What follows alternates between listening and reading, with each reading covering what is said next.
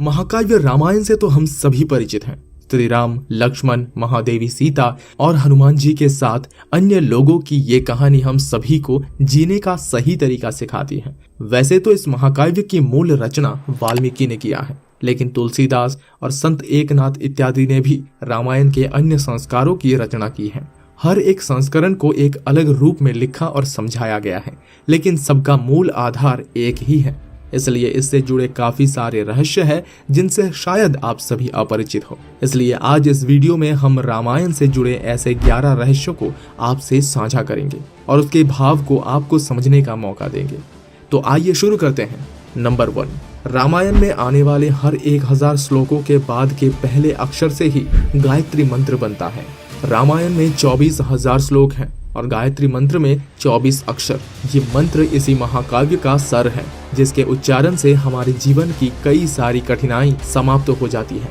Number 2, Shri Ram Vishnu के अवतार हैं, लेकिन उनके अन्य भाई किसके अवतार हैं? ये तो सब जानते हैं कि श्री राम विष्णु के अवतार हैं, लेकिन ये कुछ ही लोग जानते हैं कि लक्ष्मण उस शेषनाग के अवतार हैं जो क्षीर सागर में भगवान विष्णु के आसन है, और भरत और शत्रुघ्न को भगवान विष्णु द्वारा हाथ में धारण किए हुए सुदर्शन चक्र और शंख का अवतार माना गया है। नंबर 3, 14 वर्षों तक जागते रहे लक्ष्मण।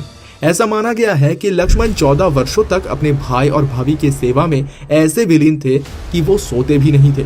इसी कारण उन्हें गुदाकेश के नाम से भी जाना गया है। वनवास के पहले रात ही लक्ष्मण से निद्रा देवी मिलने आई थी, जिसने उन्होंने ये वरदान लिया कि अपनी भैया और भाभी की संपूर्ण मन से सेवा करने के लिए निद्रा देवी उनको 14 साल तक नींद न आने का वरदान दे। श्री राम और उनके भाइयों की एक बहन भी थी। रामायण देखने या पढ़ने वाले सभी लोग जानते हैं राम 4 भाई थे, लेकिन बहुत ही कम लोग जानते हैं कि श्री राम की एक बहन भी थी जिनका नाम शांता था। इनकी माता कौशल्या थी। ऐसा माना जाता है कि अंग देश के राजा रोमपद और रानी वर्षिनी एक बार अयोध्या आए थे।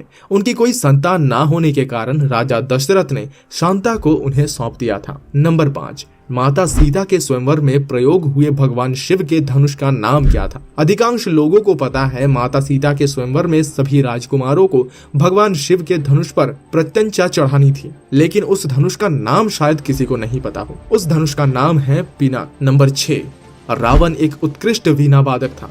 रावण एक बहुत ही बड़ा ज्ञानी था। उसको हर एक वेद पुराण और चालीसा का ज्ञान था, लेकिन यदि आप रावण के ध्वज को ध्यान से देखेंगे तो उसमें एक वीणा का चित्र बना हुआ है।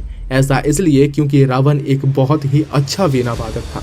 भले ही रावण के लिए ये कोई बड़ी बात नहीं है, लेकिन उसे वीणा बजाने में बहुत आनंद मिलता था। नंबर 7, उस जंगल का नाम जहाँ राम, लक्ष्मण और सीता ने वनवास बिताया था। हम ये तो जानते हैं कि श्री राम अपने पत्नी सीता और भाई लक्ष्मण सहित वनवास में थे, लेकिन उस जंगल का नाम शायद ही कोई जानता होगा। उस वन का नाम था दंडकारण्य वन। इसमें वर्तमान के छत्तीसगढ़, उड़ीसा, आंध्र प्रदेश और महाराष्ट्र के कुछ हिस्से शामिल हैं।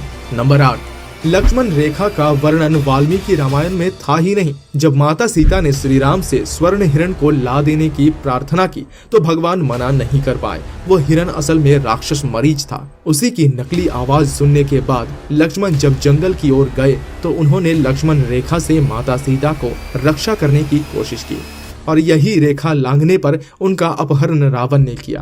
पर इस घटना का तो वाल्मीकि रामायण और ना ही रामचरितमानस में उल्लेख है, लेकिन रामचरितमानस के लंका कांड में मंदोदरी के मुंह से ये घटना का जिक्र हमें मिलता है। नंबर 9, क्यों रावण का भाई कुंभकर्ण 6 महीनों तक सोता था? कुंभकर्ण को सब जानते हैं। वो 6 महीने तक सोता था, फिर उठ के बस खाना खाता था, लेकिन इसका कारण बहुत कम लोग जानते हैं। एक बार एक यज्ञ की समाप्ति के बाद जब ब्रह्मा देव ने कुंभकर्ण को वरदान मांगने के लिए कहा तो इंद्रदेव डर गए। उन्हें लगा कि कहीं वो इंद्रदेव का आसन ही ना मांग ले, इसलिए उन्होंने देवी सरस्वती से अनुरोध किया कि कुंभकर्ण की जीभ पर बैठ जाए, जिससे वो इंद्रासन के बदले निद्रासन मांग ले। इसके फलस्वरूप कुंभकर्ण को 6 महीने सोने और फिर उनके खाना खाने का वरदान मिल गया। नंबर 10, नासा ने भी स्वीकार किया है राम सेतु के होने का। लंका जाने के लिए श्री राम ने वानर सेना की मदद से एक पुल का निर्माण किया था, जो कि लाखों वर्ष पुरानी बात है। लेकिन हाल ही में नासा ने श्रीलंका को भारत से जोड़े हुए एक मानव के बनाए हुए पुल की खोज की है,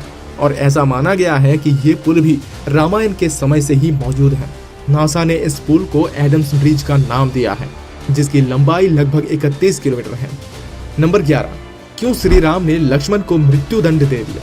लंका जीतने के बाद जब श्री राम अयोध्या वापस आ गए और राजा बन गए तो एक दिन यमराज किसी काम से भगवान श्री राम से कुछ वार्तालाप करने आए, पर बात करने से पहले उन्होंने श्री राम से ये वचन ले लिया, यदि कोई भी उन दोनों के बातों के बीच में आ गया तो श्री राम उसको मृत्यु दंड दे देंगे। श्री राम ने भी उनकी बात को मान लिया और लक्ष्मण को अपना द्वारपाल नियुक्त करके निर्देश दिया। लेकिन कुछ देर पश्चात ही वहाँ ऋषि दुर्वासा आ गए, जिन्होंने लक्ष्मण को कहा कि वे राम को उनके आने का सूचना दें। इस निवेदन को लक्ष्मण ने नम्रतापूर्ण से मना कर दिया, जिसके बाद ऋषि दुर्वासा ने पूरी अयोध्या को श्राप देने की बात कही। उसी श्राप से पूरे अयोध्या को बचाने के लिए लक्ष्मण अंदर चले गए और श्री राम को उन्हें मृत्यु दंड देना ही पड़ा। लेकिन कहा गया है कि इस दुविधा की घड़ी में श्री राम ने अपने गुरु वशिष्ठ मुनि से सलाह ली तो उन्होंने राम लक्ष्मण का त्याग करने को कहा। ये सुनते ही लक्ष्मण ने राम से कहा कि इस त्याग को वो कभी भी झेल नहीं पाएंगे, इसलिए उन्होंने जल समाधि ले ली। तो दोस्तों, ये थी कुछ बातें रामायण के बारे में। ऐसे और ज्ञानकारी बातों को जानने के लिए आप हमारे चैनल को सब्सक्राइब जरूर करें और हमारे वीडियोस देखते रहें। Thank you very much.